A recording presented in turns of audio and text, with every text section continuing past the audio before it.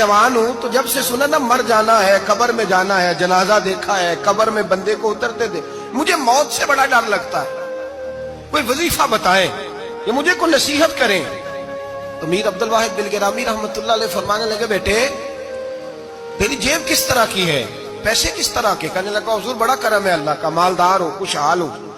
آپ نے فرمایا ایک پروگرام، یہ نہیں اس کو نفسیاتی طور پہ مطمئن نہیں کیا، نہ آپ نے اسے کوئی وظیفہ بتایا، نہ ذہنی طور پر اسے کوئی لیکچر دیا، کہ فرمایا تیری مالی پوزیشن کس طرح کی ہے؟ کہنے لگا حضور میں الحمدللہ مالدار ہوں، اللہ نے مجھے نوازا ہوا ہے۔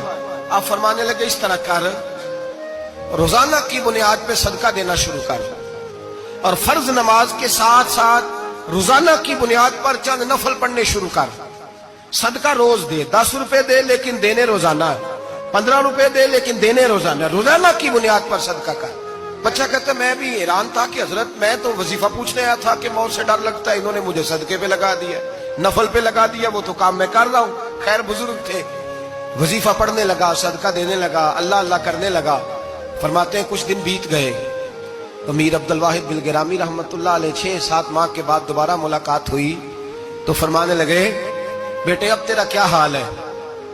تو وہ نوجوان کہنے لگا حضور اب مجھے مرنے سے ڈر نہیں لگتا، بلکہ اب تو میرا مرنے کو دل کرتا ہے۔ تو دل کرتا ہے، ڈر نہیں لگتا، اب دل کرتا ہے۔ اور حضور آپ نے میرے ساتھ کیا کیا ہے کہ میرا تو دل کرنے لگا ہے مرنے کو، خوف نکل گیا ہے، دل کرنے لگا ہے میں جاؤں۔ تو بڑا خوبصورت ارشاد فرمایا، کیا بات ہے، اللہ والوں کی باتیں اللہ کے لشکروں میں سے لشکر ہوتی۔